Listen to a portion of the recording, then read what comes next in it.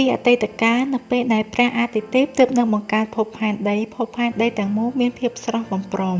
ពោរពេញទៅដោយព្រៃព្រឹក្សាបុប្ផាចម្រុះពណ៌មានល្បាក់ទឹកជ្រោះធំស្រស់ស្អាតគួរជាទីមនោរម្យបន្ទាប់មកទើបអាទិទេពបង្កើតមនុស្សឡើង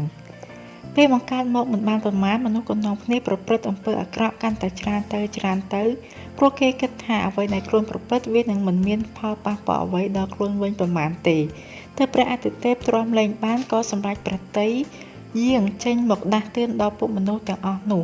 អស់មនុស្សលោកទាំងឡាយចាប់ពីពេលនេះតទៅយើងនឹងដាក់ទោសដល់ពួកអ្នកប្រសិនបើអ្នកធ្វើខុសប្រព្រឹត្តអំពើអាក្រក់សោមានយើងនឹងឲ្យគ្រាប់ខ្សាច់ធ្លាក់មកម្ដងមួយគ្រាប់ជាចំនួននៃការធ្វើខុសរបស់អ្នកទាំងអស់គ្នា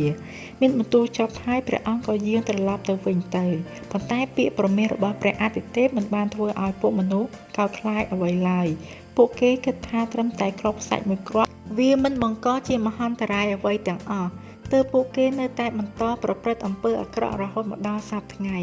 ពេលវេលាចេះតែកន្លងទៅមុខជាលំដាប់គ្រាប់ខ្សាច់ក៏ចេះតែកើនច្រើនឡើងជាបន្តបន្ទាប់រហូតក្លាយទៅជាសមុទ្រខ្សាច់ទៅជាវាលខ្សាច់ធំល្វឹងល្វើយលាតសន្ធឹងដោយសពថ្ងៃនេះទៅគតិអប់រំនៅក្នុងរឿងនេះគឺអំពើអាក្រក់ធំកើតពីអំពើអាក្រក់តូចបន្តិចម្